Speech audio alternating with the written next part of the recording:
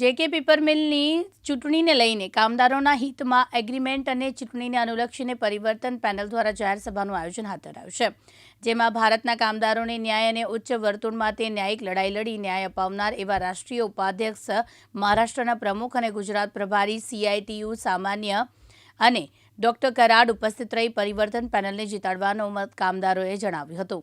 Employees યુનિયનની ચૂંટણી 29/2/2024ના રોજ થનાર હોય, જે 4 જેટલા પેનલ મેદાનમાં ઉતર્યા છે, જેમાં નગીનભાઈ એલ ગામિત અને અન્ય 17 જેટલા કામદારોની શુભેચ્છા અર્થે ભારતમાં આખા કામગાર ભાઈઓને ન્યાય અને વળતર અથાગ સંઘર્ષની માધ્યમથી નામના મેળવી છે એવા ડોક્ટર કરાડ, જે પેપર યુનિટ CPMના કામગારોને સંબોધ્યું હતું. તેમજ ગુજરાત અને રાજ્ય CITU अध्यक्ष एडवोकेट अरुण मेहताए पर प्रसंग अनुरूप आज जेके पेपर कामगारों की तरफ से सभा का आयोजन किया था और मुझे निमंत्रित किया था. मुझे खुशी है कि मैं यहाँ पे आ गया.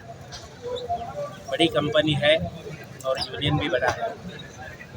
कंपनी का टर्नओवर अच्छा है, प्रॉफिट भी अच्छा है, मगर कामगारों के जो वेजेस होनी चाहिए, उनको जो सुविधाएं मिलनी चाहिए, वो कंपनी के प्रगति के हिसाब से दिखाई नहीं देता. तो यूनियन के माध्यम से यहाँ के कामगारों को अच्छी सैलरी मिले, उनका मेडिक्लेम, उनका इंश्योरेंस, उनका बोनस और अलग अलग बाकी फैसिलिटी जो है एक अच्छे तरीके से मिले, उसके लिए एक अच्छा एग्रीमेंट होना चाहिए. और वो एग्रीमेंट करने के लिए जो भी मदद लगेगी वो मैं करने का उनको आश्वासन दिया.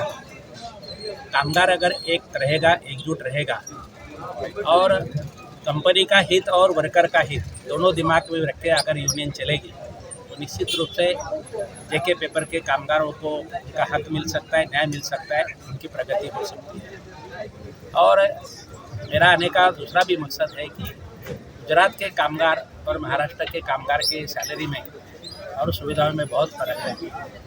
तो हम चाहते हैं कि गुजरात तेज़ी से औद्योगिक प्रगति कर रहा है, तो ये प्रगति का विकास का एक हिस्सा वर्कर के पास भी आना चाहिए. उनके बच्चों को अच्छी शिक्षा मिले, उनको घर मिले, ये सब सुविधा होना चाहिए.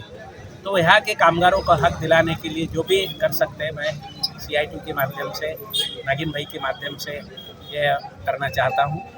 और मैं यहाँ के वर्कर को भी अपील करूँगा कि आप आपके भविष्य के लिए और आपके विकास के लिए सही तरीके से मतदान करिए और नागिन भाई का जो पैनल है उनको जिताइए. आज 29 તારીખે જે ચૂંટણી થવાની છે એના સંદર્ભે અમારી પેનલ એક દીવાની નિશાનની પેનલ છે.